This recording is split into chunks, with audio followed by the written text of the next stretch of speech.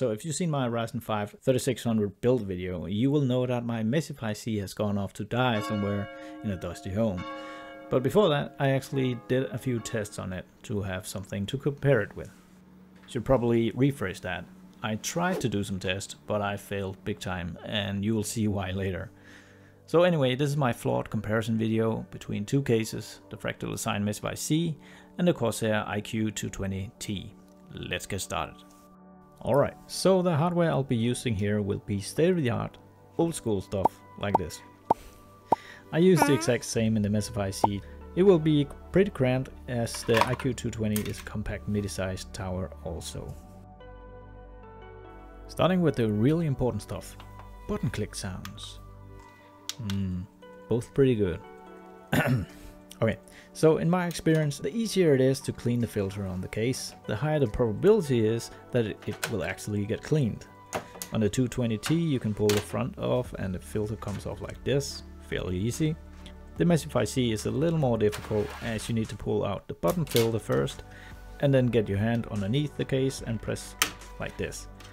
On the other hand, the button filter on the 220T is only accessible from the back, so that will never get cleaned, I guess. Let us take a look inside, shall we? But first, check out these nice visible metal rivets and see how it could be done. Minor detail, I know, and easily fixed, but still. In here we have 3 pre-installed SP120 RGB fans, which is pretty impressive for a case this price. On the back we have a very simplistic cable management setup. Not much room and cable management will be difficult. We have 2 SSD brackets here and a hard drive tray down here, which you most likely will not be able to fit unless you buy a rather short PSU. It's the same situation on the Meshify C as you can see here. It also features a giant hole behind the motherboard here, where the Meshify C utilizes that space with a mount for 3 SSDs. Finally, we have the IQ lighting node core, which essentially replaces the RGB hub that I had installed in the Meshify C. The difference here is that the node core can run on its own without a Commander Pro or Lighting Node Pro. It can be connected directly to a USB 2 header on the motherboard. However, I will be connecting this one to the Commander Pro small USB hub. Okay, enough talk, let's start building.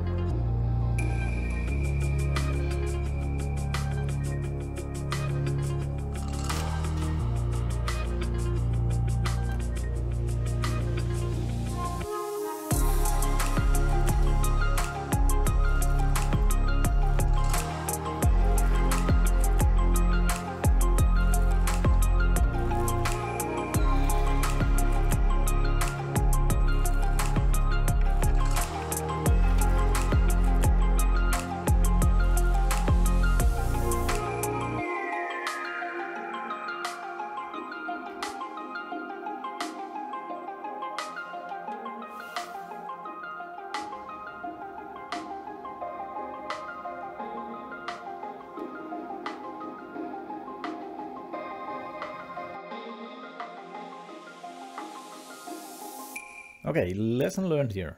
Don't do fancy cable management before you know everything is working. I was so confident that everything was okay that I arranged everything neatly and added cable ties. But check this out. When I disconnected the fans from the lighting node core, I didn't take note of the order. And when I reconnected everything, I skipped port 2 and 3, and they had to be connected in order, starting from port 1, otherwise they will not light up. When I then finally got the lights working, I noticed something really annoying about the case fans here. Notice how the stickers aren't completely aligned in the middle, and so when it starts spinning it looks like, well, it looks bad. And that was when I realized that I also couldn't use these fans to test against the Meshify C because hey, they can't go as fast as the HD 120 fans, so the test would be flawed.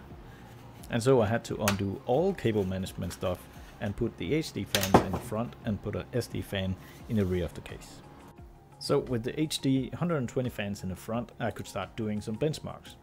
Unfortunately, I only had data from the Meshify C running the fans at full speed, and I really wanted to have a little more variety, but there was nothing I could do about it.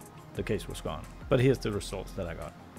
So with the sound level meter positioned at exactly the same distance from the cases, both cases running the fans at 100%, we get a difference of 0.8 decibels. Not very much, and not something that I would say justified buying one case over the other four. Now, decibels can be measured in different ways, and I didn't know that when I recorded the Meshify C video, so I only measured the Meshify in dBc. Normally you will see dBA values here, so if they seem a bit high, then that's why. And let's take a look at the temperatures. I ran AIO to stress the system at its max, and let it run for 1 hour, giving these results. Here the 220T ends up 2.2 Celsius lower on the CPU, and the GPU temperatures is 4.7 Celsius lower than the Meshify C. But I could just give you these results and be like, that's the way it is. But truth is that if you don't know the room temperature of the both setups, then those numbers aren't worth anything. And there was my major flaw when testing the Meshify C. I didn't note the room temperature. So with the 220T, the room temperature was around 24.8, and with the Meshify C, well, it was tested around winter, so the temperature was probably around 22, but that is just a guess. But I think that makes the temperatures go even more in favor of the 220T, and I suppose that is mostly due to the rather thick dust filter that the Meshify C has in the front. Anyway, enough rambling from me.